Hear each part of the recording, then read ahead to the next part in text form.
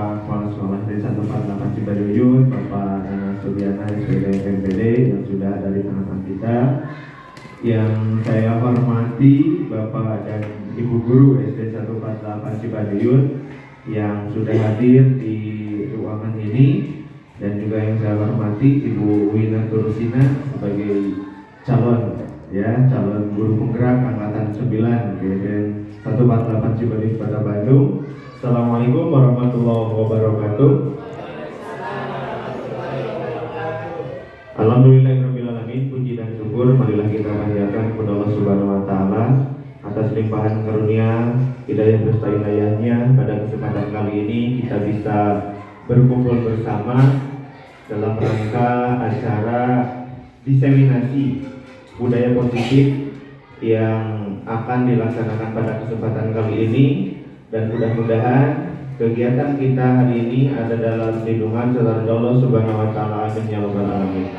Jangan lupa salawat serta salam mudah-mudahan terlimpah curah kepada junjungan kita semua Habibana wa Nabiyana wa Rasulana Nabi Muhammad Sallallahu Alaihi Wasallam. Jangan lupa kepada keluarga, para sahabat, para sirikal tabi'in, dan juga kita selaku umatnya yang mudah-mudahan selalu taat pada ajarannya. Amin ya rabbal alamin.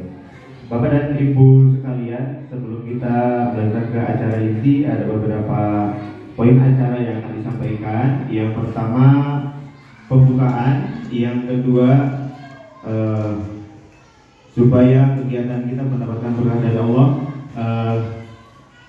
doa yang akan dipimpin oleh Bapak Zainal Mutakin, yang ketiga menyanyikan lagu Indonesia Raya, yang keempat sambutan atau prakata dari Bapak Kepala Sekolah Desa 148 Cibaduyut, dan yang kelima pemaparan materi yang akan disampaikan oleh Ibu Wina Turusina. Untuk mengawali kegiatan hari ini, marilah kita membacakan basmalah bersama-sama.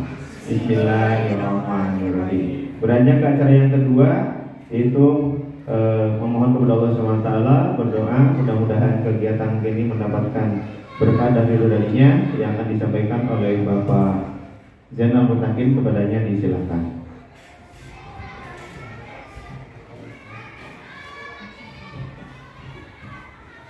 Bismillahirrahmanirrahim. Assalamualaikum warahmatullahi wabarakatuh. Ibu dan Bapak sekalian, marilah kita memanjatkan doa kepada Allah Subhanahu wa Ta'ala dengan harapan acara di pagi kali ini, yaitu acara diseminasi budaya positif, mudah-mudahan diberikan pelajaran, kemudahan, dan juga barokah dari Allah Subhanahu wa Ta'ala. Amin ya rabbal alamin. Allahumma sholli ala sayyidina Muhammadin wa sallina wa maulana Muhammad wa sallim wa ta'ala kulli sahabati Rasulullah ajma'in wa sallim wa barik. Amin. Astaghfirullahaladzim, la ilaha illa huwal hayyul qayyum wa atubu ilaih. Asyhadu an la ilaha illallah wa asyhadu anna Muhammadar Rasulullah. Allahumma sholli ala sayyidina Muhammad wa ala ali sayyidina Muhammad. Alhamdulillahi rabbil alamin, hamdan syakirin, hamdan na'imin, hamdan yu'afi ni'amah wa yukafi mazidah. Ya Rabbana lakal hamdu kama yanbaghi li jalali wajhikal karim wa 'azimi sultanik. Allahumma ighfir lana dhunubana wa dhunuba zawjatina wa dhunuba ikhwanina wa dhunuba ustadina wa dhunuba liwalidaina warhamhuma kama rabbawna shighara. Allahumma inna nas'aluka ilman nafi'an wa amalan mutaqabbalan wa rizqan halalan thayyiban wa qalban wasi'an wa husnal khatimah ya arhamar rahimin.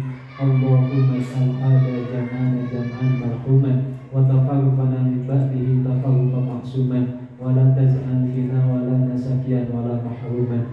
Rabbana hab lana min azwajina wa dhurriyyatina qurrata a'yun rabbana lil muttaqina imama. Rabbana atina fid dunya hasanah wa fil akhirati hasanah wa qina adzabannar wa adkhilna jannata ma'al abrar ya aziz ya ghaffar ya rabbal alamin. Wa sallallahu ala sayyidina Muhammadin nabiyyi wa ala alihi wa sahbihi wa sallam walhamdulillahi rabbil alamin. Akhirul kalam, wassalamualaikum warahmatullahi wabarakatuh.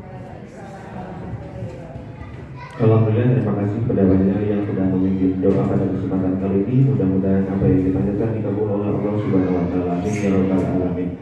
Bapak dan Ibu sekalian, kita lanjutkan ke acara yang kedua, yaitu menyanyikan lagu Indonesia Raya yang akan dipimpin oleh Ibu Maria Rahayu. Kepada hadirin dimohon untuk berdiri.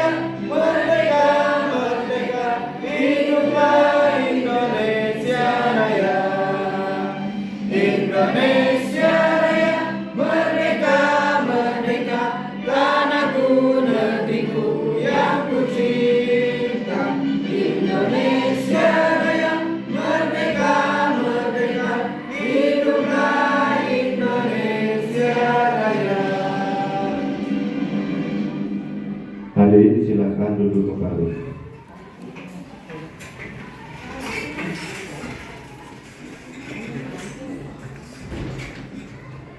Alhamdulillah, pendidikan lagu Indonesia Raya sudah dilaksanakan. Beranjak ke acara selanjutnya, yaitu sambutan dari Bapak Kepala Sekolah SD 148 Cibaduyut kepada Bapak Nanan Suryana SPD MPD, disilakan.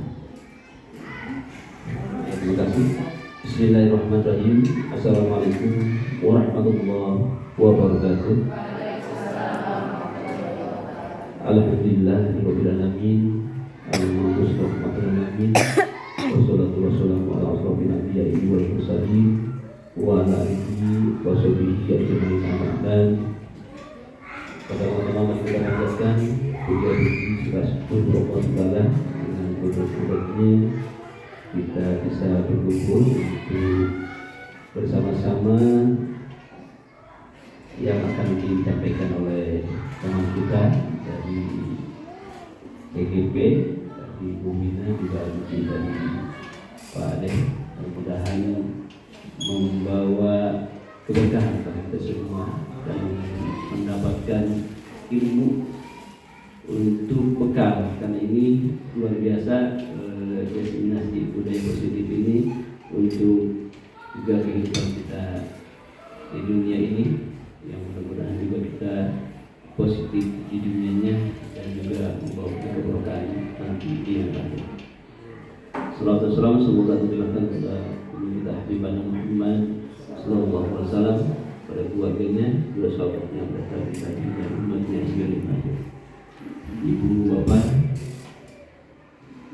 kalau kita lihat tiap minggu aja ada kegiatan yang begini, kita insya Allah terkirim untuk semakin baik, semakin menambah wawasan, baik yang menyampaikan juga kita yang mendengarkan, karena kita tidak lepas dengan bimbingan, dengan pemahaman, dengan terus-menerus kita diajak kebaikan sehingga kita terbimbing. Mudah-mudahan kemungkinan dengan kita dan Pak Ade semakin cerah, semakin baik dan terus-menerus menambah pengetahuan sehingga tertularkan kepada kita semua. Kalau kita diseminasi itu adalah sebagai kearahan, itu kembali kita kepada budaya. Dalam kehidupan kita tidak lepas dari kebiasaan. Bahkan kita kalau tidak bisa memilah, tidak bisa memilih, atau kita tidak terus ingin dibimbing untuk kebaikan, kadang-kadang kita terbawa oleh budaya tersebut. Banyak teman-teman kita, saudara-saudara kita yang terjerumus karena dengan budaya tadi. Tidak sedikit orang menjadi orang yang musyrik karena memang dia senang di situ, sehingga budaya yang diperbuatnya dia lepas kontrol, sehingga dia tidak ingat bahwa budaya yang dilakukannya itu adalah budaya yang tidak sesuai dengan fitrah manusia. Karena selalu kita diingatkan bahwa hidup kita itu adalah hidup di dunia hasanah wa fil akhirati hasanah, di dunia yang baik dan insya Allah di akhirat yang baik. Itu adalah tidak lepas. Yang pertama yang membuka itu adalah ilmu pengetahuan. Maka dengan terus menerus kita ada pemaparan dari Filmograf ini, juga kita kebagian ilmunya, dan terus mereka juga Bina sama Pak Ade, ya Pak Ade ini menggali terus ilmu yang kira-kira bisa bermanfaat, yang bisa ditularkan kepada kita semua. Nah ini yang luar biasa pada hari ini, judul yang sangat bagus sekali, yang mudah-mudahan kita selalu ingat bahwa hidup kita tidak lepas dari budaya. Cuman kita harus ingat budaya yang mana yang kita harus laksanakan, budaya yang mana yang harus kita ikuti. Maka kita harus terus meneliti, harus mempelajari sehingga tidak terjerumus. Apa yang budaya itu kan hal yang keindahan yang kadang-kadang melupakan kita. Ya, mudah-mudahan dengan pemaparan nanti oleh Pak Ade, ini adalah penelitian atau wawasan kita, sehingga kita dapat memperoleh yang positif terjadi. Saja ya, mungkin banyak saya dan mudah-mudahan ibu bapak yang lain yang masih muda-muda ini yang terus pengalaman dan pengetahuan gali terus, sehingga hidup kita menjadi senang, hidup kita menjadi barokah, dan ilmu pun menambah. Mudah-mudahan sudah Bina, sudah Pak Ade, nanti ada Bina yang lainnya yang muda-muda ini terus gali, dan kami pun ingin membawa keberkahan, terutama di sekolah ini. Mudah-mudahan sekolah ini juga terbawa maju dengan pemikiran-pemikiran yang maju. Amin. Itu saja yang saya sampaikan. Assalamualaikum warahmatullahi wabarakatuh. Alhamdulillah, terima kasih kepada Bapak Nana Suryana yang telah menyampaikan sambutan dan memberikan arahan kepada kita semua. Mohon aplaus semuanya untuk Cibaduyut ada bisa. Kalau saya bilang Cibaduyut, Bapak Ibu bilang apa? Ada bisa. Ada bisa itu apa?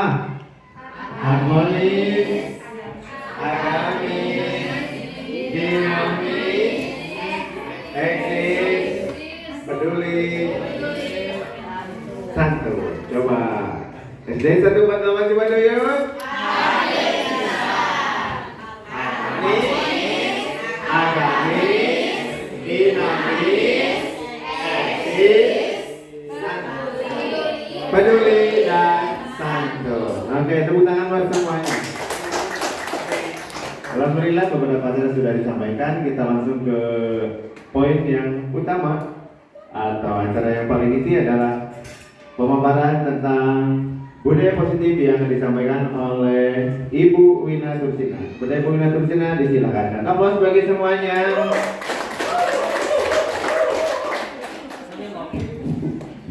Assalamualaikum warahmatullahi wabarakatuh.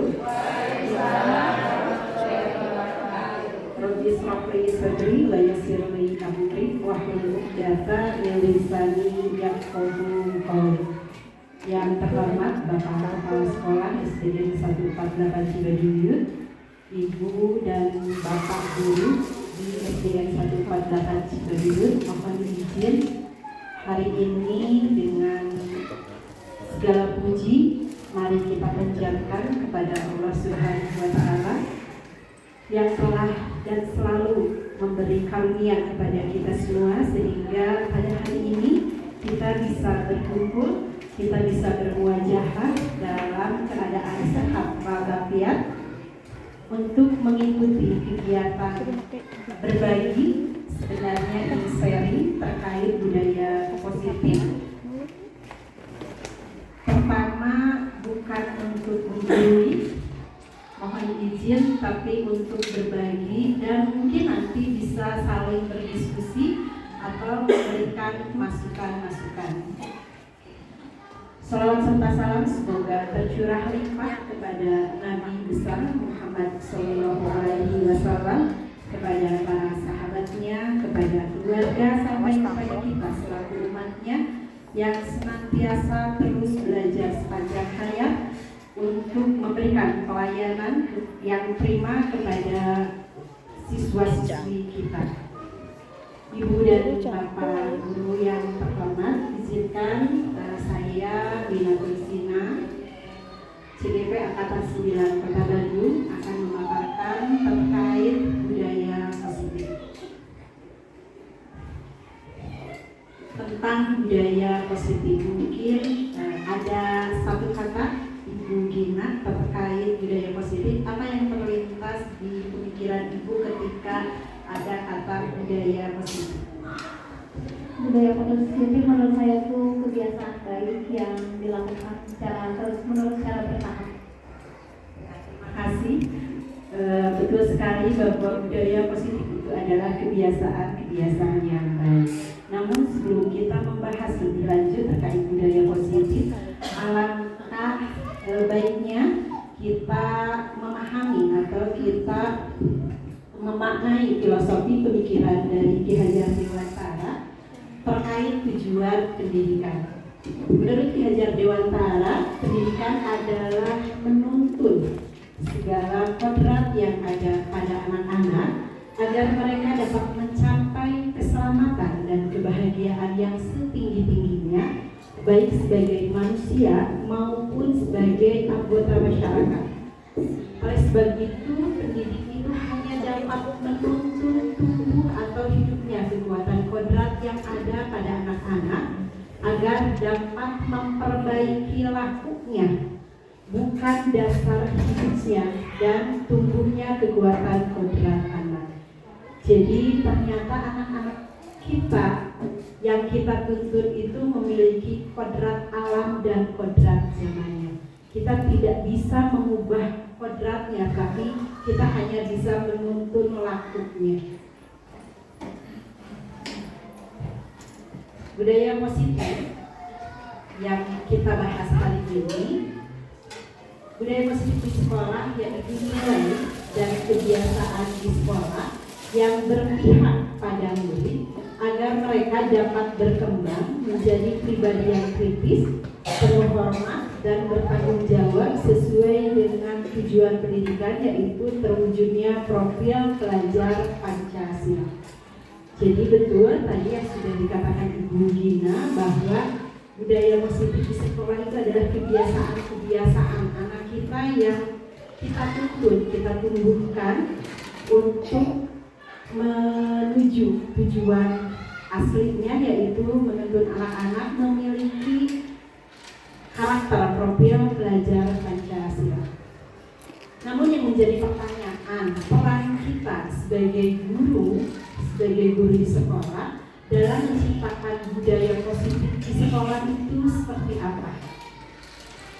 Ada 8 hal yang akan menjadi bahasan inti terkait budaya positif, yang konsep-konsep inti dari budaya positif ini perlu dipahami, perlu dimaknai oleh kita sebagai guru supaya peran kita dalam menuntun anak-anak kita untuk memiliki budaya-budaya positif di sekolah itu terlaksana dengan baik. Yang pertama, adanya perubahan paradigma, perubahan pemikiran, perubahan pandangan dari stimulus respon menjadi teori kontrol. Yang kedua, disiplin positif. Yang ketiga, nilai-nilai kebajikan. Yang keempat, kebutuhan dasar. Kelima, motivasi perilaku manusia. Keenam, posisi kontrol guru. Ketujuh, keyakinan kelas. Dan kedelapan, segitiga restitusi. Yang semua konsep ini sebenarnya sudah pasti dilakukan oleh kita semua sebagai guru di sekolah. Nah, sekarang mari kita mencoba ibu dan bapak guru saling berpasangan. Boleh ke pinggir atau ke belakang. Yang akan dilakukan mengepalkan tangan. Mengepalkan tangan. Ibu bayangkan bahwa di kepalan tangan yang ibu kepalkan itu ada hal yang sangat berharga. Boleh prinsip, boleh berlian, boleh hal yang lainnya. Ibu kepalkan satu tangan, yang satu rekannya yang dekat dengan ibu itu berperan mencoba membuka kepalan tangan ibu. Boleh dengan merayunya, boleh dengan menghardik, boleh mengintimidasi, memarahi, menggoda. Pokoknya bagaimana supaya teman itu mau membuka kepalan tangan yang di dalamnya ada hal yang prinsipil yang mau dia jaga dalam jangka waktu. Itu kan ketiga. 1, 2, 3. Boleh dirayu Bu, boleh dirayu, boleh dipaksa, boleh dipaksa, boleh dirayu, boleh dihati, boleh diancam. Boleh digoda juga, boleh terbuka. Ada yang sudah terbuka nih. Ada digoda juga. Dalam hitungan ketiga, 1, 2, 3, selesai. Nah, ingin bertanya dulu nih, tadi ternyata ada yang masih menutup, ada yang masih, ada yang sudah terbuka. Ingin bertanya nih ke yang ibu menutup, Mas sudah membuka, oh boleh membuka dulu ya. Izin bertanya nih ibu, kenapa bisa sampai membuka kepala tangan? Soalnya yang saya pegang ini adalah ilmu. Jadi buat saya ilmu itu ya dibagi saja, nggak perlu dipegang erat-erat gitu. Tepuk tangan buat Ibu Dina. Yang dalam gambaran di Dina, yang di kepala, yang nilai yang kebajikan yang Ibu Dina pegang itu adalah ilmu. Jadi beliau berani membukanya karena untuk dibagikan. Sekarang yang masih menutup sekolah, Bu Lina, coba ceritakan kenapa masih menutup. Karena yang dipegang adalah sesuatu hal yang pribadi yang mungkin tidak bisa semua orang tahu. Jadi saya pegang sendiri, biarlah saya yang tahu. Tepuk tangan. Mungkin tadi apa yang dilakukan Bapak Kepala nih untuk membuka kepala tangan Bu Lina? Kita mencoba bagaimana berkomunikasi dulu, bagaimana banyak hal yang perlu kita ketahui sehingga ingin kita ketahui. Karena dia sangat tutup, tidak membuka hal-hal yang sangat yang lain mungkin dia hal itu sehingga tidak mau membukanya. Nah, tepuk tangan untuk Ibu Lina dan Bapak Kepala. Nah, dari kegiatan-kegiatan yang tadi sudah dilakukan, coba kita pahami kembali sesungguhnya siapa sih yang memegang kendali atau kontrol untuk membuka atau menutup kepala tangan tersebut. Ada yang mau berbagi? Bu Indri mau berbagi. Tadi menutup atau membuka ya? Atau sebagai penutup? Menutup. Menutup. Terus kenapa? Kontrolnya ada di siapa? Kontrolnya di diri sendiri, Bu. Sama. Tepuk tangan buat Bu Indri. Betul sekali. Sesungguhnya ketika kita mau membuka ataupun menutup kepala tangan kita, sesungguhnya yang mengontrol diri kita adalah diri kita sendiri, bukan atas ancaman orang lain. Ketika suatu saat kita membuka hal tersebut karena ancaman orang lain pun, tetap kontrol itu ada di diri kita sendiri. Apakah kita mau membukanya ataupun menutupnya? Mungkin itu ya perubahan paradigma yang nanti bisa dipraktekkan kepada anak didik kita. Mana bagian-bagian yang boleh dibuka atau berbagi, mana bagian-bagian nilai-nilai yang memang harus kita pegang teguh. Nah, di bawah ini adalah paparan dari Dr. William Fraser dalam kontrol teori untuk meluruskan beberapa miskonsepsi tentang kontrol. Karena pada dasarnya kita sebagai guru itu rata-rata sering mengontrol murid kita. Nah, ini ilusi kontrol. Sebenarnya kita hanya berhayal bahwa ilusi guru itu mengontrol murid. Menurut kita, guru itu sebenarnya bisa mengontrol murid. Padahal itu adalah ilusi, itu adalah khayalan. Sebenarnya kontrol itu tetap berada di diri si murid. Apakah si murid itu mau membuka diri ataupun menutup diri, itu berada di kontrol murid, bukan kontrol guru. Itu yang harus kita pahami bersama. Jadi sebenarnya guru dapat mengontrol murid itu ilusi, khayalan semata, hanya pemikiran kita saja. Yang kedua, ilusi bahwa kritik membuat orang merasa bersalah itu dapat menguatkan karakter. Contohnya, kita sering sing karunya atuh ka ibu teh enjing terus dongkap ka sakola, ini ali diajar, ali macam-macam acan saluruh bulina teh. Sehingga si anak itu merasa bersalah, merasa bahwa oh iya, kasihan ibu sudah datang pagi-pagi, saya nggak mau nulis.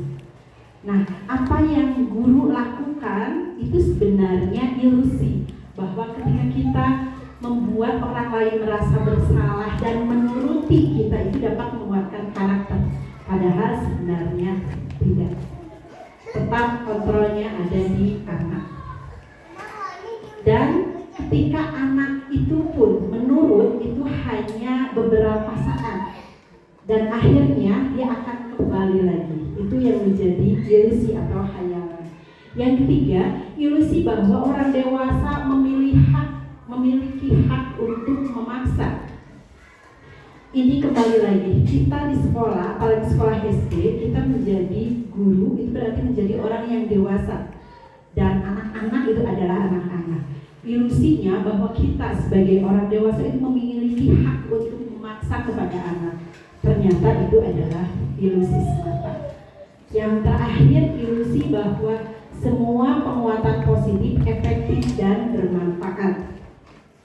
Ilusi kembali bahwa ini pergeseran dari teori stimulus respon, bahwa ketika anak-anak diberikan hadiah atau diberikan bintang, itu sebenarnya tidak akan tahan lama untuk memiliki karakter yang baik.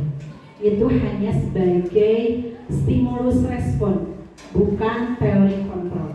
Jadi intinya yang bisa mengontrol anak tersebut itu adalah dirinya sendiri. Dan kita sebagai guru bagaimana menumbuhkan bahwa anak tersebut harus memiliki kontrol yang baik kepada dirinya sendiri. Ini merupakan perbandingan dari paradigma stimulus respon kepada pendekatan teori kontrol.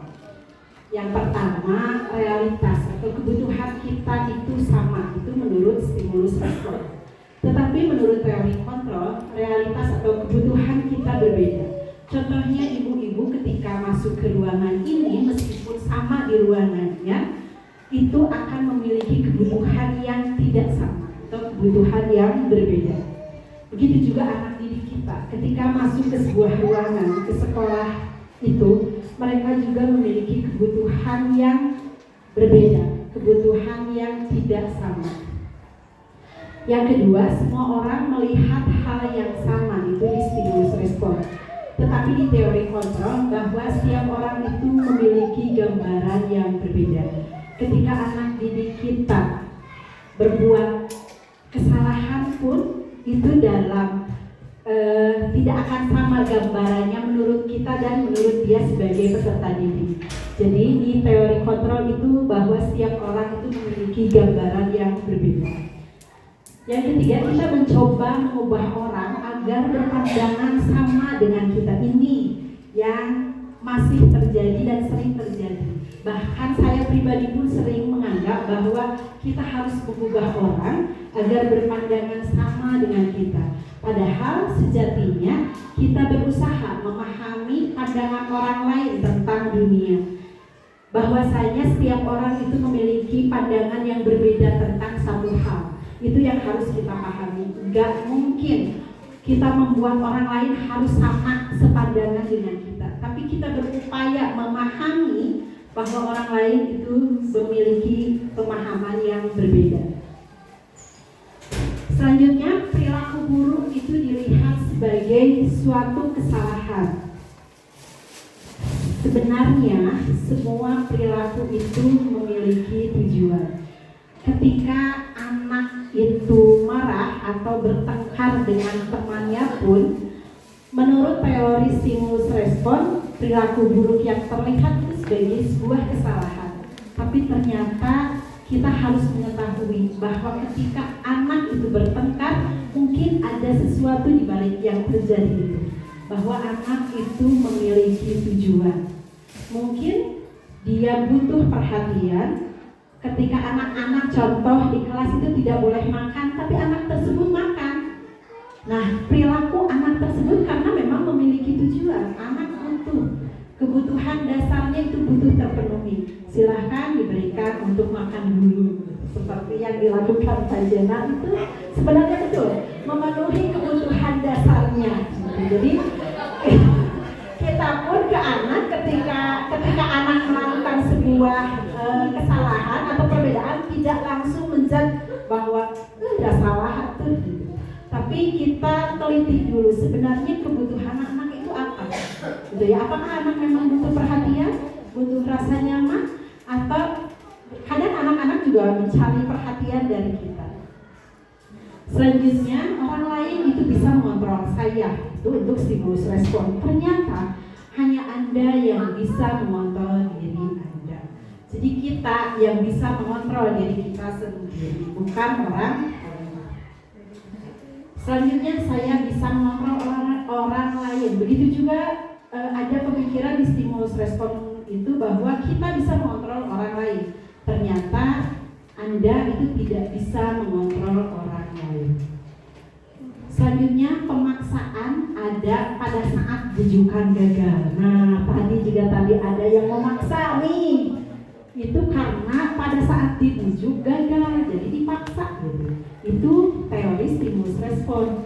Berubahlah terhadap kolaborasi dan konsensus menciptakan pilihan-pilihan yang baru. Kerjasama dan kesepakatan seperti tadi yang dilakukan Bapak Kepala dan Bu Lina, akhirnya kan tidak mau membuka karena ada kesepakatan, ada kolaborasi bahwa ada hal tertentu yang tidak bisa dibuka. Gitu ya Bu. Selanjutnya, stimulus respon itu model berpikirnya menang kalah. Kamu menang, saya kalah, atau saya kalah, kamu yang menang. Akan berbeda dengan teori kontrol. Kalau teori kontrol itu berpikirnya kita sama-sama menang. Jadi ketika anak berbuat kesalahan atau berperilaku yang menyimpang, berkelahi, dua-duanya itu mungkin bisa menang, sama-sama menang. Nah, bagaimana cara mengatasi itu? Kita lanjutkan ke materi selanjutnya. Ini disiplin positif. Disiplin positif itu, kata disiplin itu berasal dari bahasa Latin yang artinya belajar. Tetapi ada juga yang ingin berbagi dalam pemikiran ini Bapak. Ketika ada kata disiplin, apa yang terpikir? Disiplin itu kalau menurut saya pribadi ya Bu, menerapkan aturan sesuai dengan porsinya. Menerapkan aturan sesuai dengan porsinya. Bu Reno boleh berbagi menurut Ibu ketika ada kata disiplin, apa yang terlintas di pikirannya? Bersikap dan bertingkah laku sesuai dengan aturan dan norma yang ada. Nah, betul sekali, disiplin itu ada yang berpendapat bahwa erat kaitannya dengan aturan yang berlaku. Bahkan ketika kita melaksanakan disiplin itu ada rasa ketidaknyamanan. Contoh, jam 7 harus ada di sekolah, itu ada hal-hal yang diri kita itu memaksakan dan ada hal yang ketidaknyamanan. Tetapi dalam disiplin positif, disiplin itu merupakan belajar untuk kontrol diri. Jadi kita belajar untuk kontrol diri yang tujuannya adalah memiliki nilai-nilai kebajikan universal. Sehingga kebajikan universal ini, nilai-nilai yang ada ini memiliki tujuan untuk tujuan yang mulia, yakni memiliki sikap atau karakter profil pelajar Pancasila. Tapi kebajikan universal ini sendiri merupakan dasar nilai atau fondasi berperilaku kita. Sehingga ketika datang ke sininya karena ada nilai kebajikan, bukan karena ada reward atau imbalan, maka motivasi yang ada di seseorang itu adalah motivasi intrinsik, motivasi yang dari dalam, bukan motivasi yang ekstrinsik atau motivasi dari luar.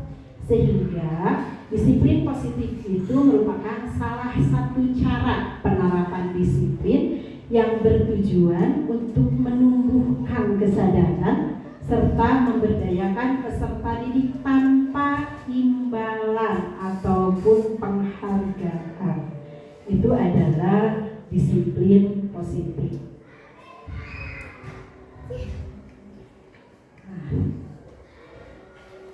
Kunci yang ketiga atau konsep inti yang ketiga adalah nilai-nilai kebajikan.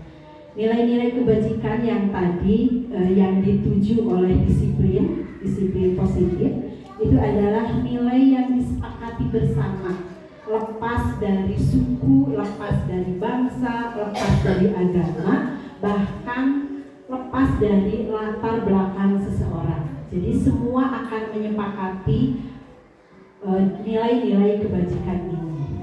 Ada beberapa nilai yang diluncurkan, namun di saat ini saya mencoba untuk memilih 3 nilai. Yang pertama adalah profil pelajar Pancasila, ya itu beriman dan bertakwa kepada Tuhan Yang Maha Esa, berakhlak mulia, berkebinekaan global, gotong royong, mandiri, kreatif dan bernalar kritis. Yang kedua, dari Ibu Primary Year Program PYP, ada toleransi, ada rasa hormat, integritas mandiri, menghargai, antusias, empati, keingintahuan, kreativitas, kerjasama, percaya diri, dan komitmen. Semua nilai-nilai ini disepakati dan diakui. Jadi gitu ya, meskipun rasnya, sukunya berbeda, meskipun negaranya berbeda, nilai-nilai kebajikan universal itu disepakati bersama, bahkan diyakini bersama. Kita harus memiliki rasa toleransi, kita harus memiliki rasa hormat, kita harus menghargai, kita harus empati, kontrol diri, kebaikan. Itu semuanya merupakan nilai-nilai yang disepakati oleh seluruh dunia, bukan hanya satu suku atau satu bangsa.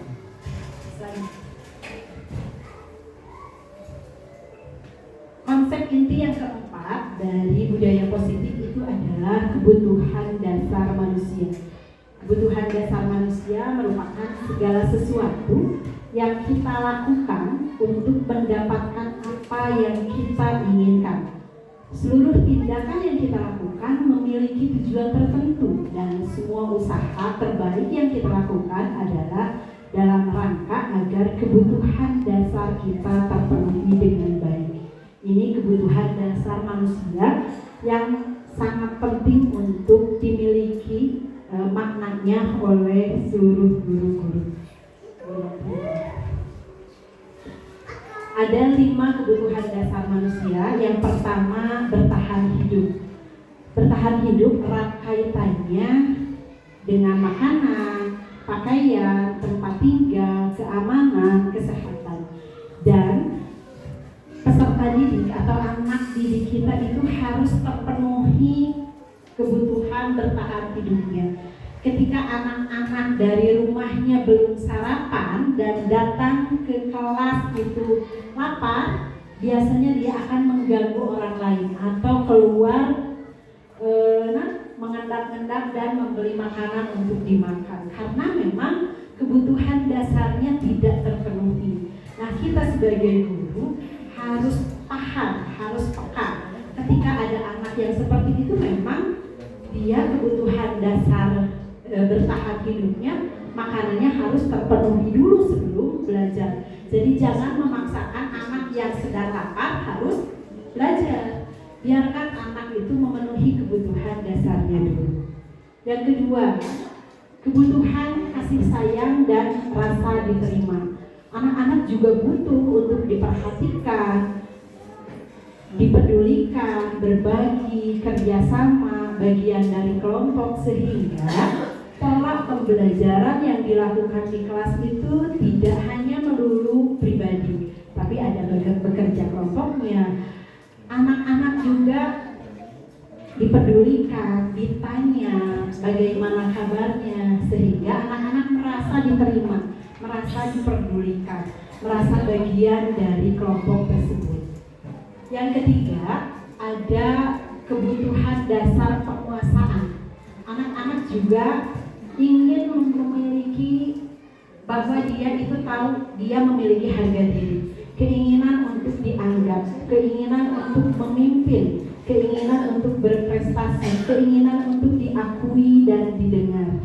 Jadi ketika anak ada yang ngacung gitu ya ketika belajar, biarkan anak itu memberikan pendapatnya, karena anak butuh penguasaan, anak butuh dipenuhi rasa itu.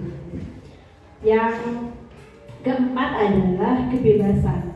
Anak-anak juga butuh kemandirian, memiliki pilihan, mencoba hal yang baru, mampu mengendalikan arah dirinya.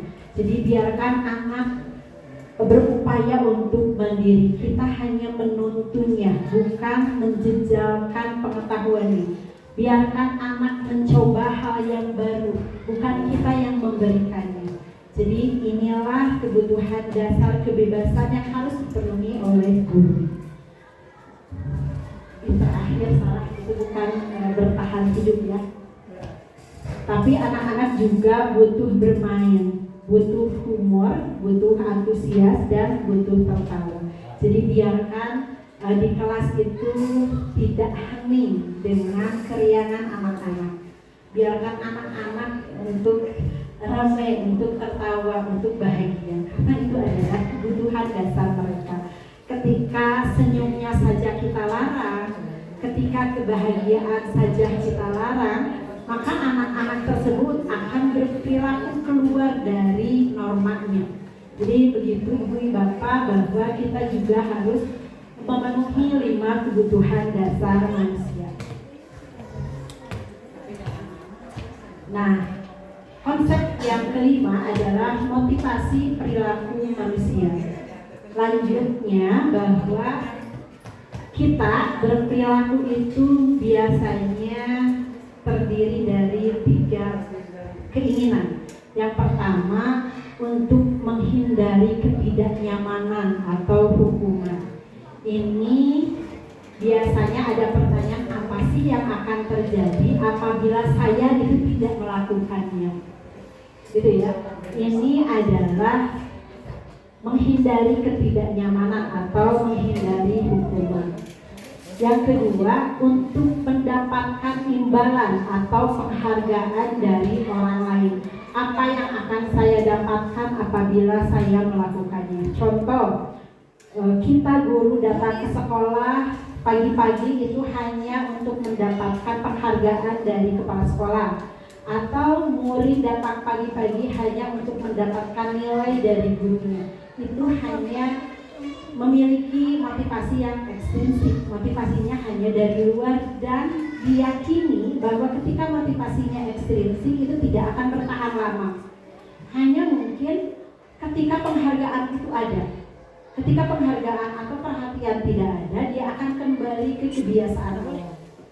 Itu yang perlu kita pahami, bahwa ketika kita memberikan imbalan kepada peserta didik atau hadiah kepada peserta didik, itu tidak akan bertahan lama. Kebaikan mereka itu tidak akan bertahan lama. Tapi bagaimana kita guru berupaya untuk memberikan motivasi yang intrinsik, menumbuhkan hal ketika mereka menjadi orang yang mereka inginkan dan menghargai diri sendiri dengan nilai-nilai yang mereka percaya.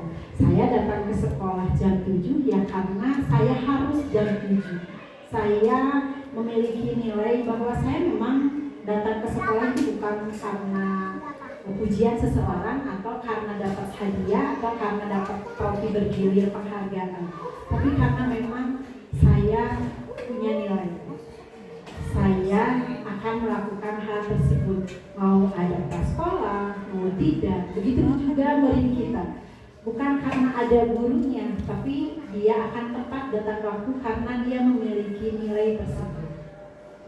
Dan itu yang sebenarnya akan bertahan lama, bukan hanya satu atau dua hari. Ketika gurunya tidak ada, dia akan datangnya telat. Ketika kepala sekolah tidak ada, dia akan datangnya telat. Mungkin itu yang membedakan motivasi intrinsik dan motivasi ekstrinsik.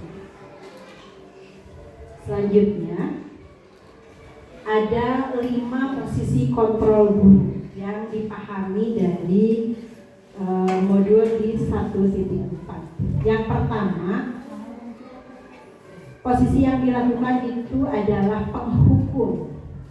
Yang kedua, pembuat rasa bersalah. Yang ketiga, menjadi teman bagi anak didiknya. Yang keempat, pemantau, dan yang terakhir itu manajer. Ini 5 posisi kontrol guru yang sering kita lakukan sebenarnya. Selanjutnya Bu Novi, posisi kontrol guru sebagai penghukum. Ini merupakan refleksi bagi diri kita sendiri. Seorang penghukum bisa menggunakan hukuman fisik maupun verbal.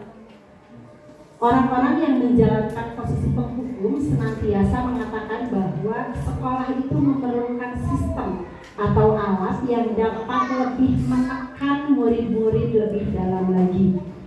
Guru-guru yang menerapkan posisi penghukum akan berkata, patuhi aturan saya, awas. Itu yang selalu dikatakan oleh guru. Awas kalau tidak menggunakan seragam, awas.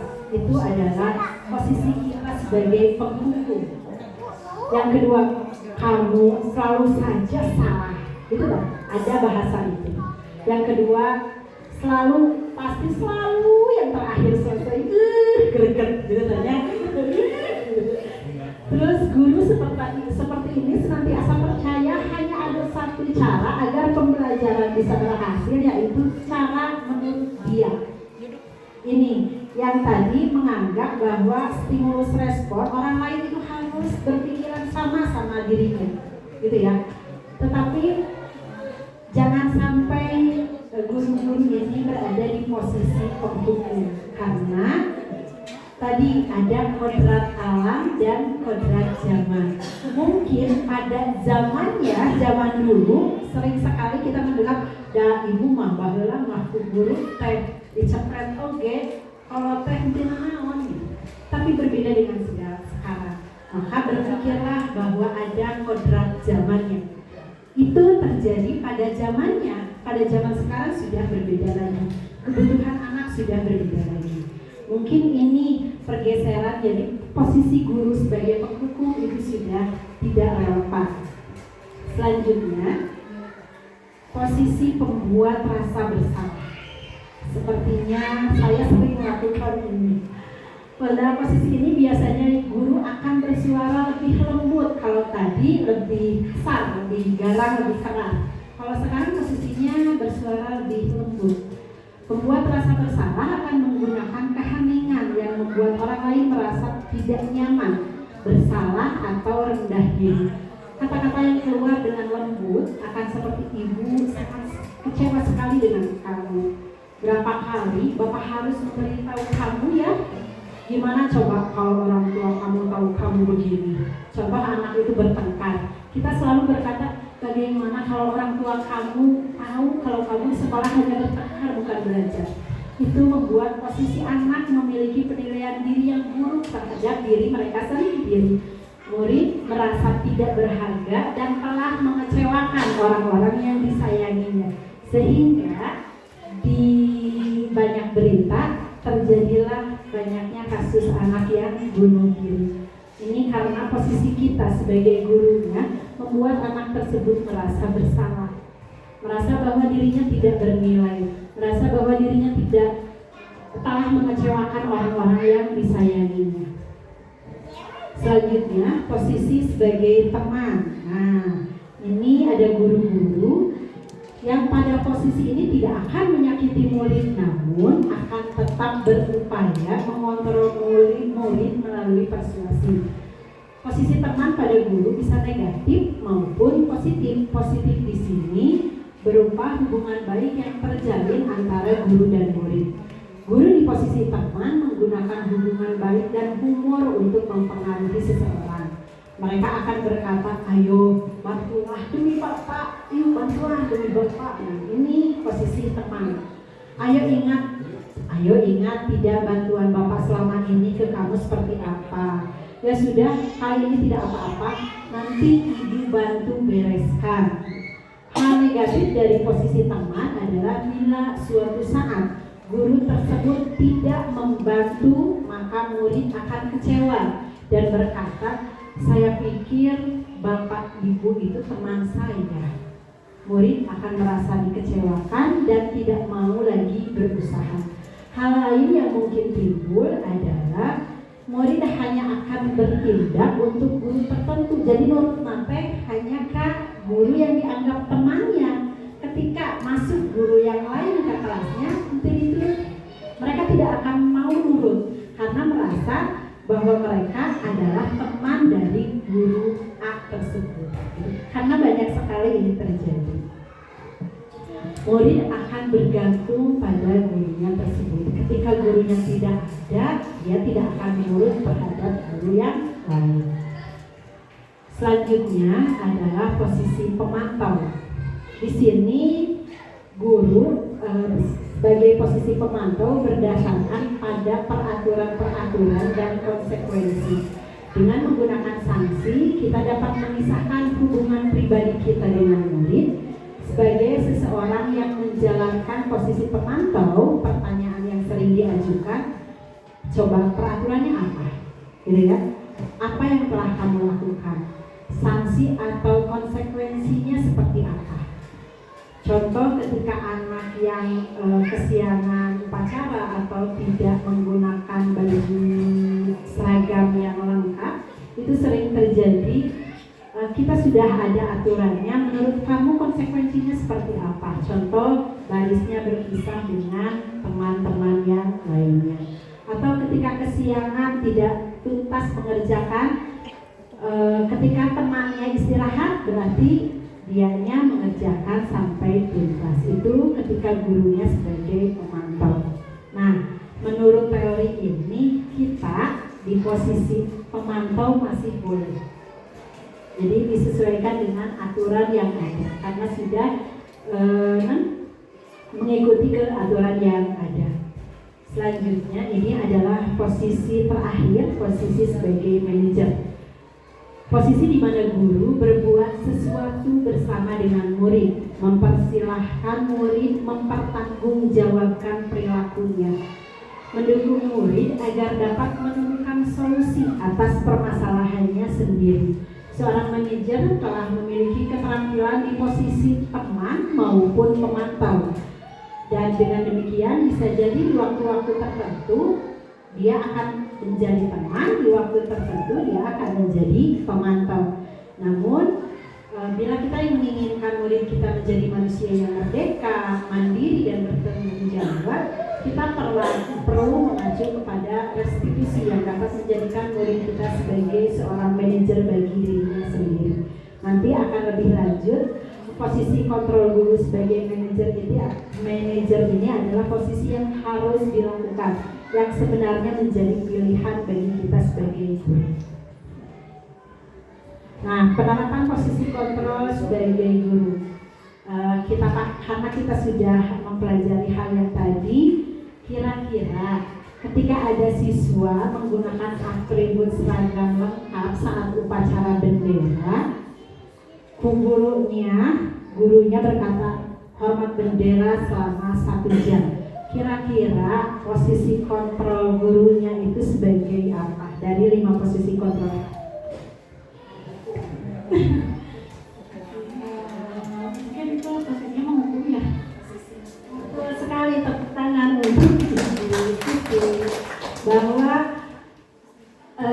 atribut seragam tidak lengkap, tapi hukumannya adalah hormat bendera selama 1 jam. Itu tidak sesuai, tidak selaras dengan perilaku yang dilakukannya. Yang kedua, Pak Jena, berapa kali ibu bapak harus memberitahu kamu selalu saja mengecewakan ibu bapak? Kira-kira itu posisi kontrol guru sebagai apa? Oke, teman. Betul? Ada yang mau menjawab? Bu Indri mau menjawab? Jawabannya membuat rasa bersalah. Betul sekali, tepuk tangan buat Bu Indri, bahwa ketika seorang guru mengatakan kamu selalu mengecewakan bapak, itu membuat murid merasa bersalah. Selanjutnya Bu Novi, ayo dong ikuti aturan sekolah, tolong bantu ibu atau bapak ya, sekali ini saja. Yang sudah ya apa-apa, lain kali jangan berbuat seperti ini lagi ya. Kira-kira Bu Ica, yang ini posisi kontrol guru sebagai apa? Sebagai teman. Oke, sekali sebagai teman. Jadi lebih akrab ya ketika posisi gurunya sebagai teman, tapi tidak membuat murid jerat untuk melakukan hal yang sama. Yang selanjutnya, kamu sudah melanggar peraturan sekolah. Kamu tahu konsekuensinya? Nanti setelah pulang bilang ke mama beli atribut dan jangan diulangi lagi. Kira-kira Pak Ade, menurut Pak Ade, posisi kontrol guru ini di posisi mana ya? Kalau berhubungan dengan konsekuensi, artinya sesuai hal yang sudah disepakati. Mungkin menurut saya itu lebih ke pemantau. Betul sekali, tepuk tangan buat Bapak Adi, bahwa perbedaan konsekuensi sebagai pemantau itu di akhir. Kalau penghukum tadi, karena alasannya kan tidak memakai atribut, tapi harus menghormat bendera, itu berbeda ya, antara kesalahan tidak selaras dengan hukumannya. Tapi kalau sebagai pemantau atau melihat yang dilanggarnya apa, dikembalikan. Ketika atribut seragamnya tidak lengkap, maka bilang ke mama beli atribut yang lengkap. Itu adalah posisi yang sebagai pemantau. Selanjutnya terakhir, apakah kamu tahu kesalahanmu? Kira-kira bagaimana kamu memperbaiki kesalahanmu? Siapa yang mau menjawab ini? Ya, Bu Indri lagi. Terima kasih. Manajer, betul sekali. Tepuk tangan buat Bu Indri bahwa ini adalah posisi kontrol guru yang seharusnya. Ketika anak berbuat kesalahan itu tidak langsung kamu salah. Kamu ingat gak peraturannya? Tapi lebih kembali gitu, kamu tahu gak kesalahanmu apa? Sehingga dia menyadari dulu. Lanjut, kira-kira bagaimana kamu memperbaiki kesalahan, dikembalikan ke anak. Bukan sama kita, yuk ke mama bilangin beli atribut, tapi biarkan dia memecahkan sendiri permasalahannya. Itu yang sebaiknya guru lakukan sehingga murid-murid yang ada itu bisa berpikir kritis dan bisa berupaya untuk memecahkan masalah yang ada. Ini ada hukuman, ada konsekuensi, ada restitusi. Nanti kita bahas restitusi. Untuk hukuman biasanya tidak terencana atau tiba-tiba. Jika tadi tidak menggunakan atribut langsung disuruh hormat bendera atau lari di lapangan 10 keliling, itu adalah hukuman. Murid tidak tahu apa yang akan terjadi atau tidak dilibatkan. Murid tidak ditanya apa kesalahan kamu, apa yang sebaiknya kamu lakukan. Bersifat satu arah, jadi hanya dari orang dewasa ke anak, hanya dari guru ke murid. Terus berupa hukuman fisik atau psikis. Bisa fisik atau bisa juga psikis di kata-kata yang tidak enak didengar. Itu adalah hukuman. Untuk konsekuensi ini terencana atau disepakati sesuai peraturan. Jadi anak dikembalikan untuk berpikir peraturan yang ada itu seperti apa. Itu konsekuensi. Murid tetap dibuat tidak nyaman, tapi murid juga tetap merasa tidak nyaman. Sikap guru selalu memonitor murid karena posisi gurunya hanya sebagai penonton. Yang dibutuhkan itu adalah restitusi, proses menciptakan kondisi bagi murid untuk memperbaiki kesalahan. Ketika memperbaiki kesalahan, minimal murid itu harus sadar dulu bahwa dia ada di posisi yang salah. Ketika muridnya tidak sadar bahwa dia ada di posisi yang salah, sulit untuk memperbaiki kesalahan tersebut. Yang kedua, proses kolaboratif yang mengajarkan murid untuk mencari solusi sendiri seperti tadi. Apa yang sebaiknya kamu lakukan setelah dia tahu bahwa dia berbuat kesalahan? Apa yang sebaiknya dia lakukan? Itu adalah posisi yang restitusi. Dilanjut Bu. Ini adalah nomor 7, dua lagi ya, keyakinan kelas. Keyakinan kelas sepertinya sudah dipakai ya untuk di kurikulum Merdeka, bahkan mungkin di kelas-kelas yang sudah ada di 148 itu sudah membuat keyakinan kelas. Keyakinan kelas awalnya itu dari peraturan kelas menuju ke keyakinan kelas, berharap menjadi lingkungan yang positif dan terakhir bisa menjadi budaya yang positif. Keyakinan kelas itu berupa pernyataan universal yang dibuat dalam bentuk kalimat positif. Mau bertanya dulu nih, satu saja peraturan yang ada di kelas Bu Siti apa? Yang membuang sampah di kolong bangku. Ada peraturan kelas di kelas Bu Siti itu tidak membuang sampah di kolong meja, atau intinya tidak membuang sampah sembarangan. Nah, itu adalah peraturan kelas. Yang kedua, ketika mau membuat keyakinan kelas itu tidak dibuat dalam jumlah banyak sehingga mudah diingat dan dipahami oleh semua warga kelas.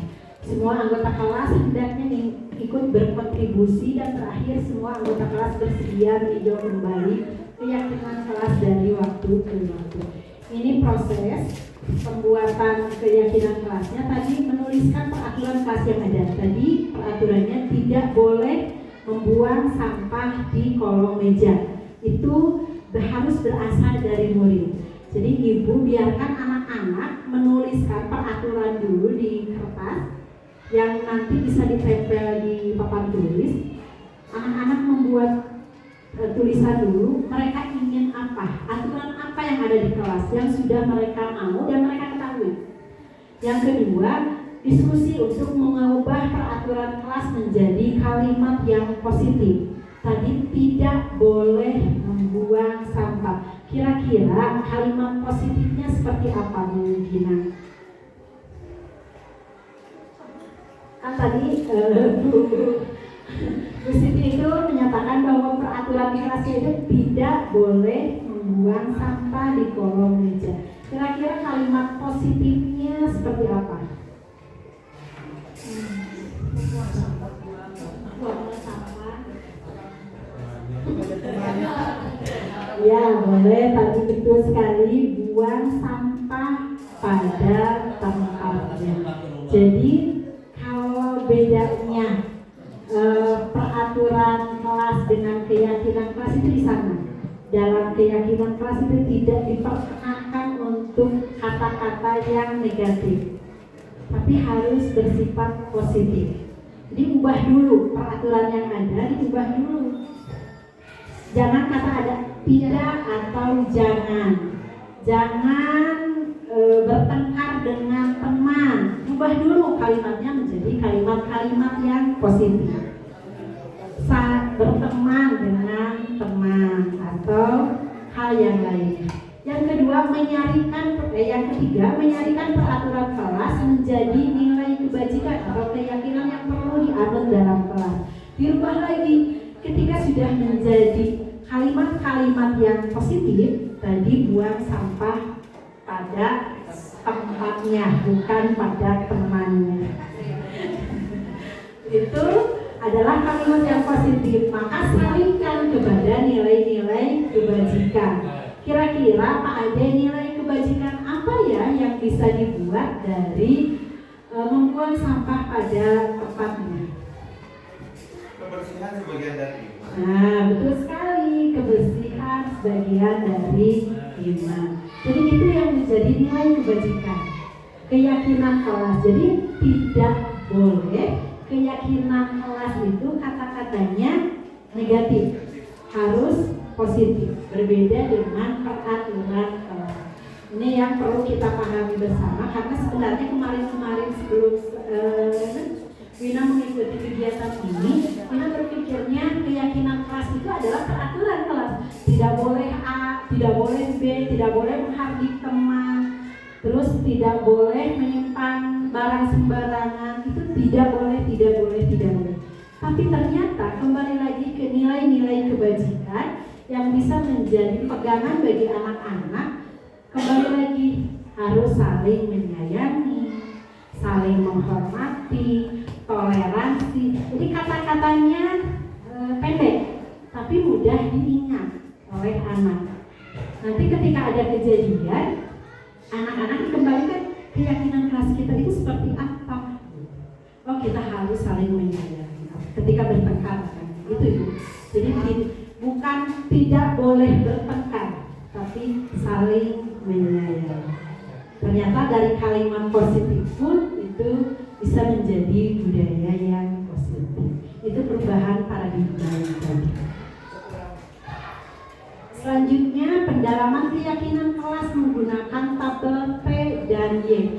Apa yang tampak dan tidak tampak, apa yang terlihat, apa yang terdengar, apa yang terasa. Contoh, apa yang tampak dan tidak tampak. Anak-anak tidak membuang sampah sembarangan.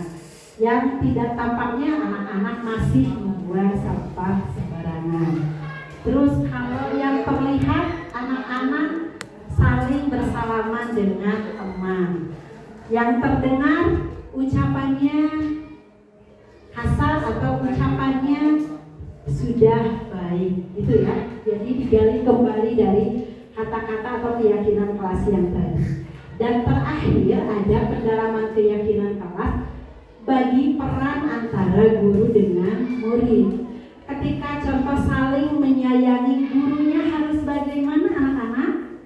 Muridnya harus bagaimana?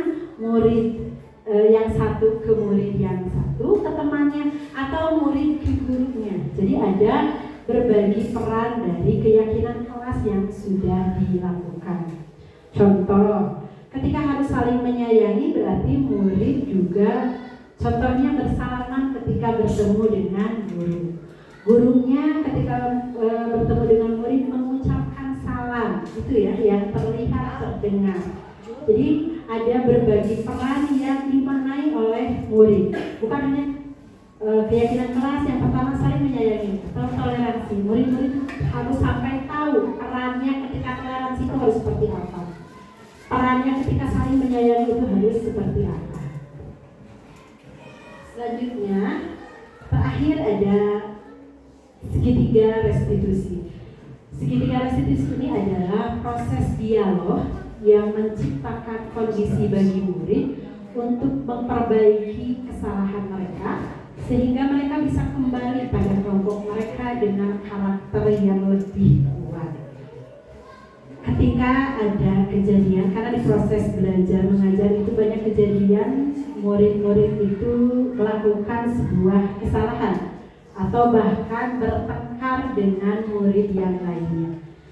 Yang biasanya Bu Lina lakukan ketika ada murid yang bertengkar di kelas itu seperti apa ya Bu? Tolong berbagi. Kalau ada murid bertengkar, kita tanya permasalahannya apa.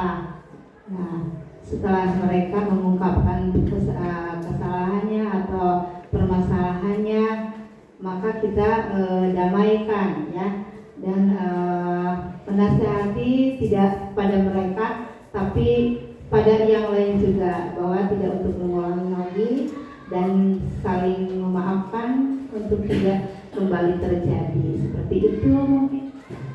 Terima kasih. Ada yang mau berbagi kembali kalau di kelasnya ada siswa yang bertengkar, mungkin Bu Neno seperti apa?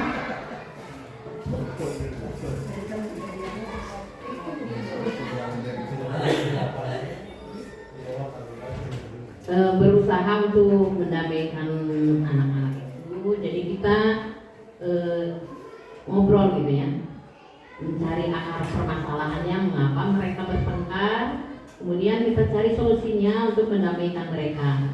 Dan sebagai positifnya untuk yang lain pun kita beri saran untuk supaya tetap rukun. Terima kasih Bu Neno dengan Bu Lina yang sudah berbagi. Biasanya di sekolah kita ketika ada murid yang bertengkar, Bu Gina mau berbagi. Biasanya di kelas Bu Gina ketika ada yang bertengkar atau melakukan kesalahan, apa yang dilakukan oleh Bu Gina? Yang pertama tentu menanyakan dulu kenapa anak itu melakukan hal tersebut ya. Pasti anak itu punya alasan ketika mereka melakukan kesalahan. Setelah tahu alasannya kenapa, tanyakan kembali sebaiknya harus seperti apa biar tidak misalnya berantem. Sebaiknya harus seperti apa biar tidak berantem. Nanti mereka tuh bisa mengungkapkan sendiri. Malah solusi itu munculnya dari anak, bukan dari guru.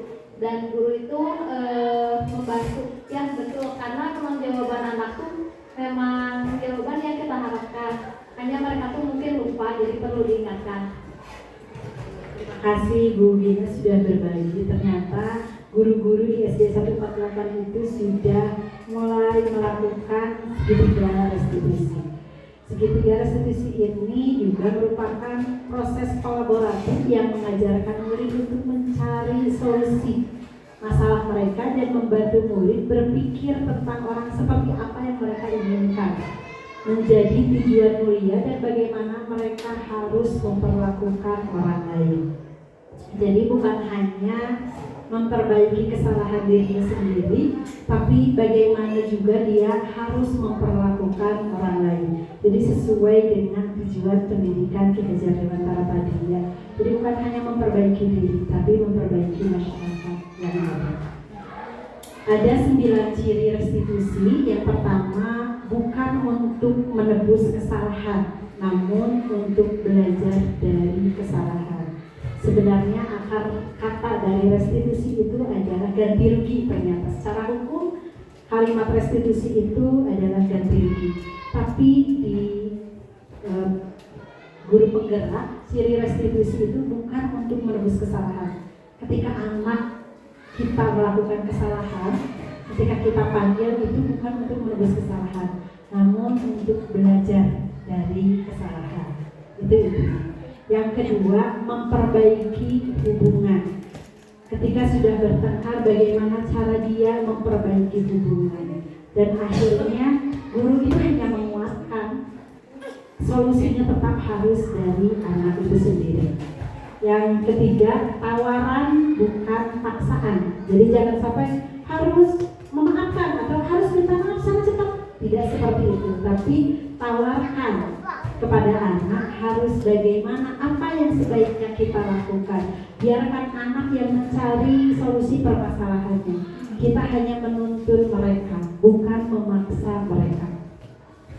Yang selanjutnya, restitusi menuntun untuk melihat ke dalam diri. Nah ini yang refleksi ini ya, yang kita pun harus berkaca dari restitusi. Jadi ketika kita melakukan kesalahan itu bukan melihat kesalahan orang lain. Ketika kita melihat ke dalam diri, sebenarnya yang sudah saya lakukan itu apa? Kenapa saya membalas pukulan dia? Kenapa saya harus sakit hati oleh dia? Gitu ya, tapi melihat ke dalam diri. Anak belajar untuk melihat ke dalam dirinya, bukan melihat kesalahan orang lain. Itu yang diajarkan restitusi. Selanjutnya, restitusi mencari kebutuhan dasar yang mendasari tindakannya. Jadi segala sesuatu, contoh tadi anak-anak pergi ke warung, itu kan ingin memenuhi kebutuhan dasarnya. Jadi setiap perilaku, semenyimpang apapun perilaku itu, ingin memenuhi kebutuhan dasarnya. Yang selanjutnya, restitusi adalah cara yang paling baik karena ada kolaborasi antara guru dan murid. Fokus pada karakter, bukan tindakan. Jadi ketika dia memukulnya, bukan memukulnya, tapi karakter untuk memukulnya, kebiasaannya. Fokus pada solusi, bukan menyalahkan tindakannya secara langsung, meskipun kita tahu itu adalah salah, tapi cari solusi untuk memperbaiki kesalahan tersebut. Yang terakhir tentunya mengembalikan murid yang berbuat salah pada kelompoknya.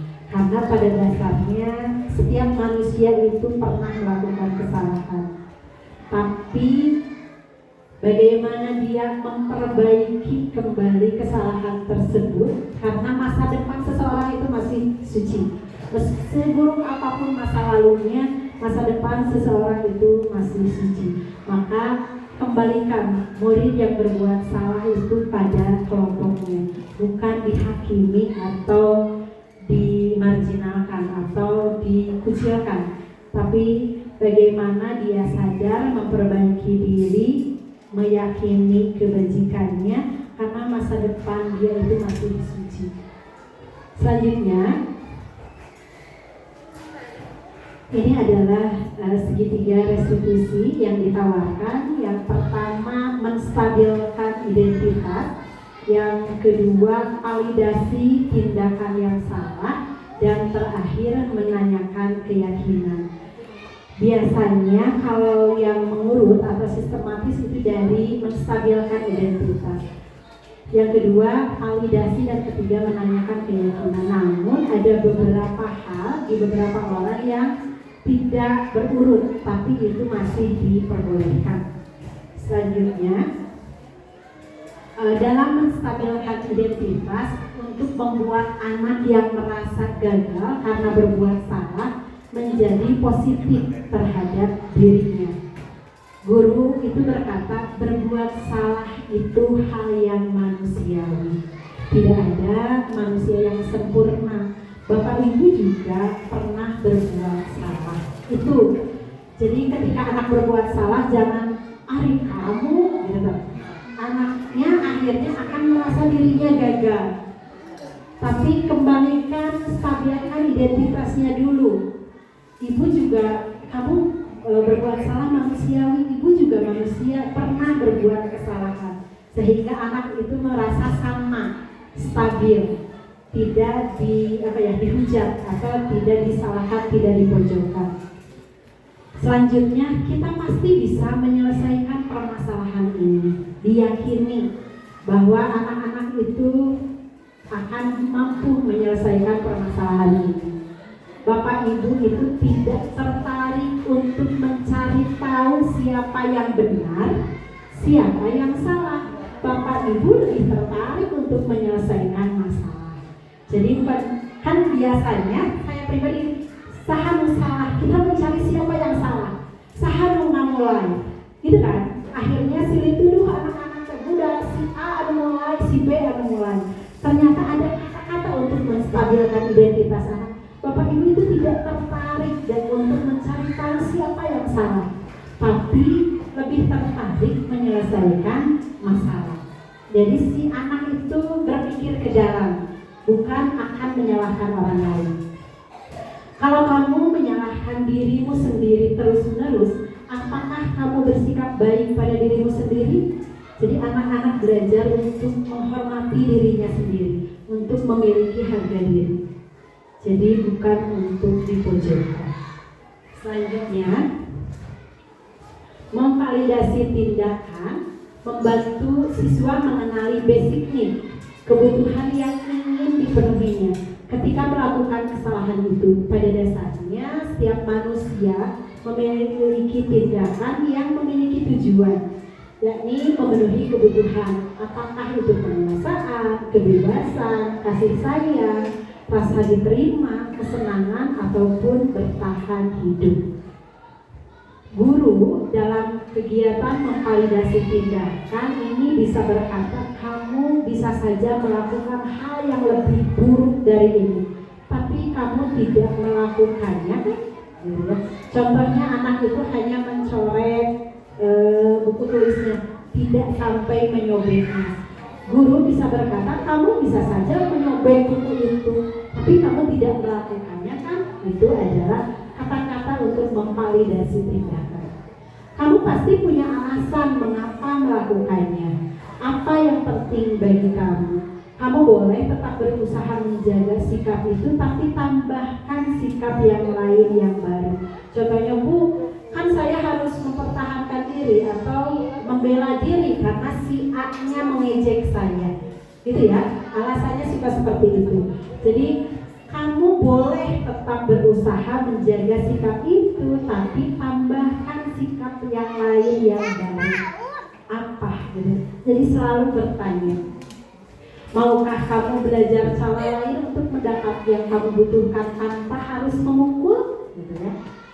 Apakah kamu bisa melakukan dengan lebih baik besok lagi? Jadi selalu anak-anak itu diarahkan untuk berpikir mencari solusi, bukan langsung diberi solusi oleh guru. Selanjutnya, menanyakan keyakinan.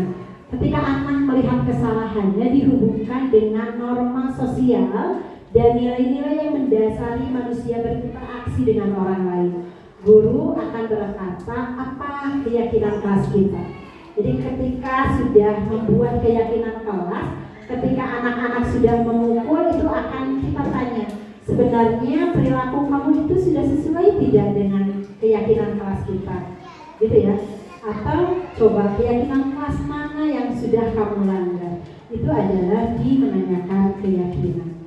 Terus ditanya juga, kelas yang ideal itu seperti apa sih? Jadi biarkan dia memikirkan yang dia mau itu seperti apa.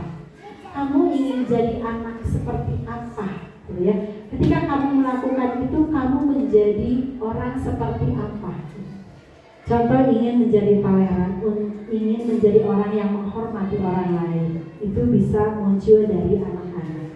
Jadi biarkan anak yang mencari solusi permasalahannya, biarkan anak menyadari kesalahannya, dan biarkan anak meyakini kembali nilai-nilai yang sudah ada di kelasnya masing-masing. Selanjutnya, ini adalah penerapan dari segitiga restitusi, ada di segitiga restitusi yang sudah dilakukan. Sudah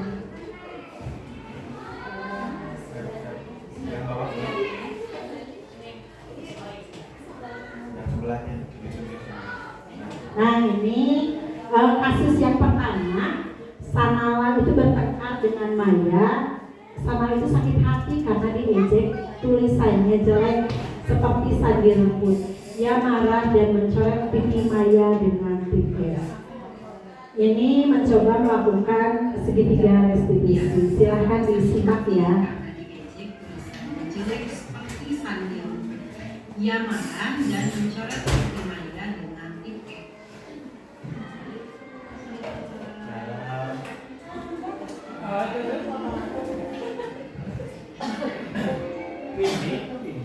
Ini proses menstabilkan identitas.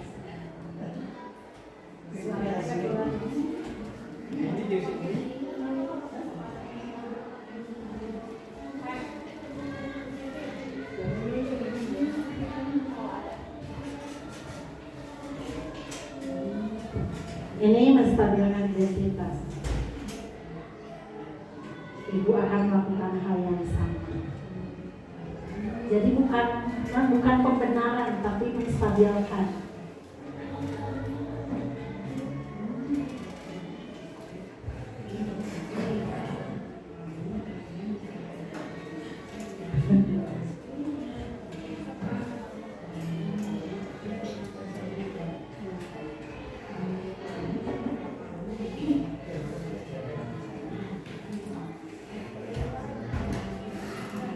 Nah, ini mulai menanyakan keyakinan kelas.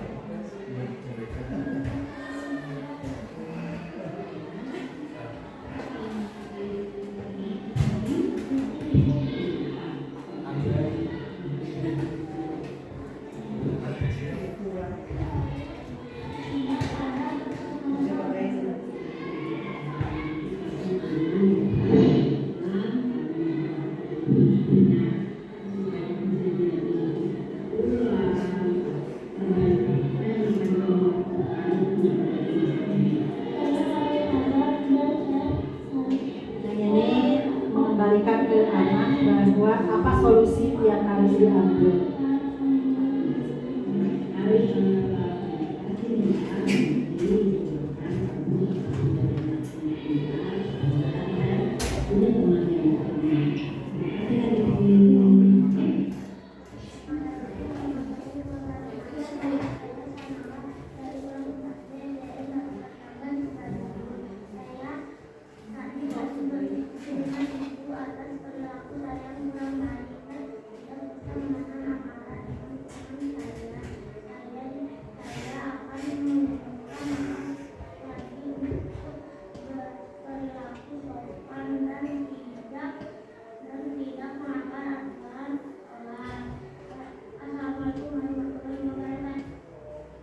Kasus 2, Ratna berbaris di lapangan upacara terpisah dengan ruang sekolahnya karena ia tidak memakai sepatu warna hitam tersebut. Alasannya sepatunya baru dicuci oleh mamahnya.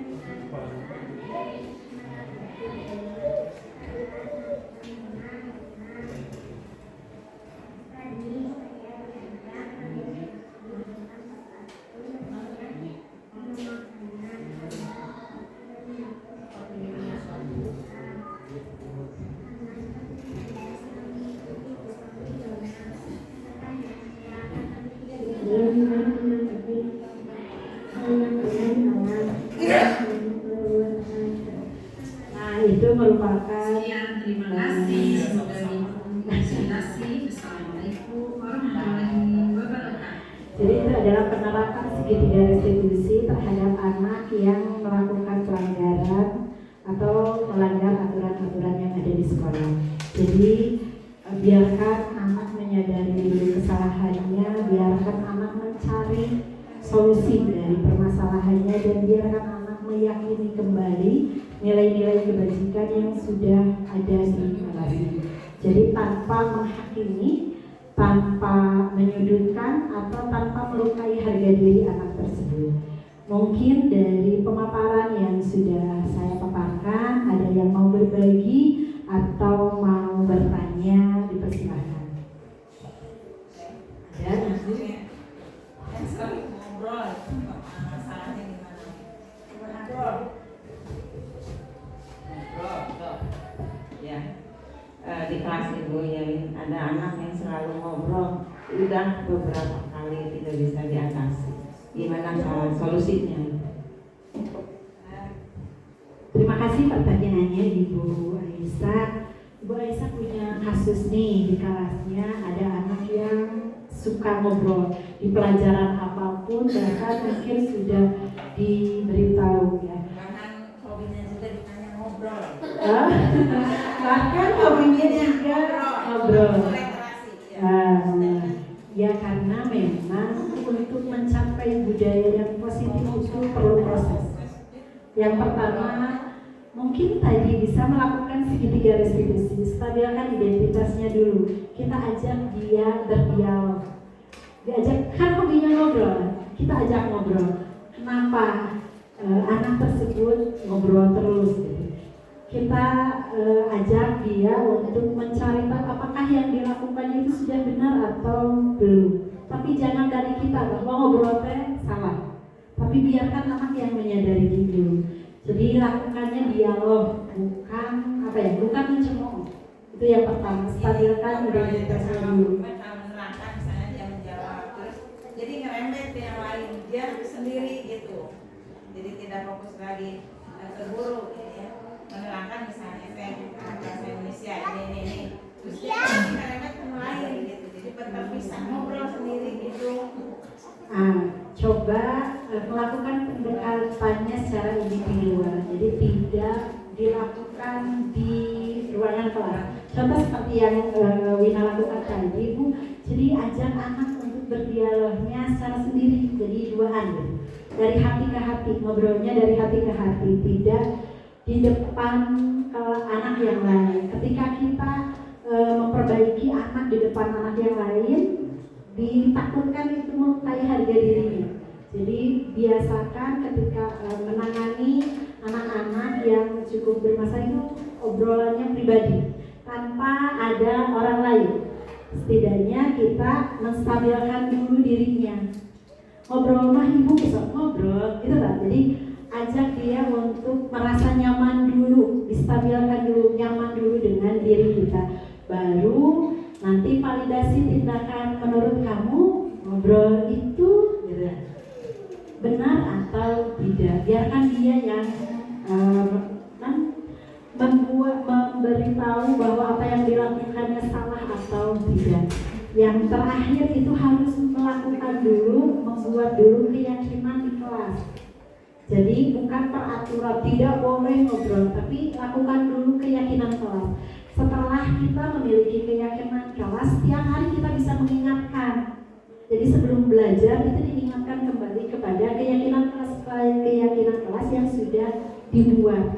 Jadi membuat keyakinan kelas itu juga bukan dari guru harus saling menyayangi, harus saling tidak, tapi dari murid. Biarkan murid yang melakukannya. Peraturan apa yang sudah murid ketahui, gitu Bu. Jadi berupaya anak tersebut yang akan memperbaiki dirinya secara intrinsik, bukan kita yang memaksanya. Mohon dicoba dulu ya Bu untuk melakukan segitiga restitusi. Begitu ya Bu, terima kasih. Ada lagi Ibu Bapak? Atau sudah? Sudah beres? Sudah? Atau Pak Sutran ada yang mau ditanyakan? Ada yang mau ditanyakan. Kepo.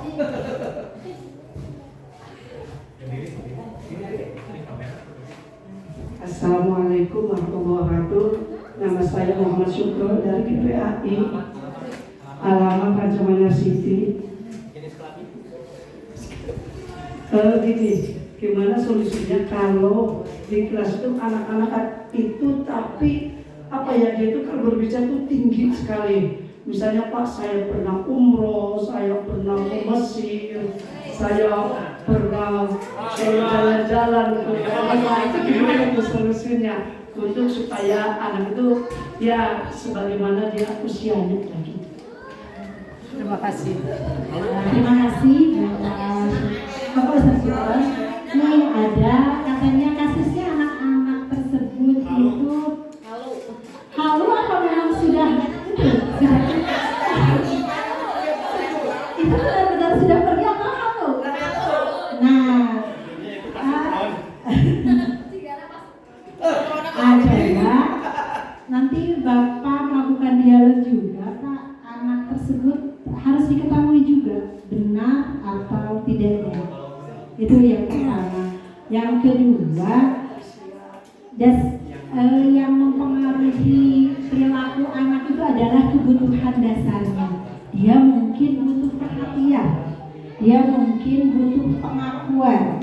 Nah, maka tadi di memvalidasi tindakan, akui dulu, oh seperti itu, gitu kan. Tanyakan dulu benar atau tidaknya. Nanti Bapak tanyakan kembali sebaiknya apakah hal yang dilakukan oleh anak tersebut bagus atau tidak. Jadi dia yang akan berpikir bahwa dirinya sudah melakukan hal yang benar atau tidak. Jadi jangan sampai ketika kamu mah halu ngarang gitu, itu akan melukai harga dirinya. Tapi upayakan anak tersebut untuk meyakini bahwa yang dia lakukan, pertama menyadari, sadar diri dulu bahwa dia berperilaku kurang tepat. Yang kedua, validasi, dia mengakui bahwa dirinya salah, dan terakhir dia akan berupaya memperbaiki kesalahan tersebut. Jadi jangan sampai kita langsung menjudge kamu halu atau kamu sombong atau lain-lain. Jadi penuhi dulu kebutuhan dasarnya. Mungkin dia ingin diakui, mungkin dia ingin diterima. Ada hal yang lain atau ada yang mau berbagi dengan kita dulu? Silakan Bapak Kepala Gedung mau berbagi dengan kita. Ini pengetahuan yang luar biasa ini ya, yang luar biasa. Dan kadang-kadang kita lupa apa yang kita sampaikan kepada anak itu harusnya itu. Maka saya mengajak ini dengan ini kita harus sering berkomunikasi, sering ngobrol bagaimana cara menangani anak. Jadi karena ini adalah kita kan bukan dari BK, tapi kita juga harus menjadi BK. Nah ini cara-cara yang begini tidak merasa disalahin atau tidak merasa menyalahkan, tapi mengena. Nah cara-cara yang ini yang perlu kita sering lakukan, perlu kita sering diskusi, perlu kita sering memberikan masukan terhadap teman. Kadang-kadang kita suka lupa. Begitu lagi kalau kita sudah emosi, itu didasari dengan dari mana dulu, kita akan kadang-kadang sulit juga menempatkan apabila sudah kita emosi dulu. Nah makanya ini sering kita diskusi sehingga akan merasa dan siap akan menanya orang apabila sudah melakukan hal apa gitu. Jadi mudah-mudahan ilmunya yang luar biasa ini perlu kita dikembangkan, dan yang paling didasari kita sering komunikasi dengan teman, cara menangani anak itu. Itu saja pemahamannya. Terima kasih Bapak Kepala yang sudah menguatkan kegiatan berbagi di hari ini. Mungkin ada lagi atau sudah dicukupkan? Sudah. Terima kasih atas atensinya, atas perhatian dari Ibu dan Bapak. Semoga kegiatan berbagi ini kita tindak lanjuti bersama. Seringnya kita berkumpul karena Wina yakin ibu-ibu lebih punya pengalaman yang banyak ketika menangani anak-anak. Wina yakin ibu sudah melakukan budaya-budaya positif yang sudah kita paparkan tadi. Mari belajar bersama-sama untuk memperbaiki diri, untuk selalu belajar tanpa mengenal usia, tanpa mengenal waktu. Jadi belajar sepanjang hayat. Terima kasih. Ditutup dengan doa, Rabbana atina fid dunya hasanah wa fil akhirati hasanah wa qina adzabannar. Wassalamualaikum warahmatullahi wabarakatuh. Kembali ke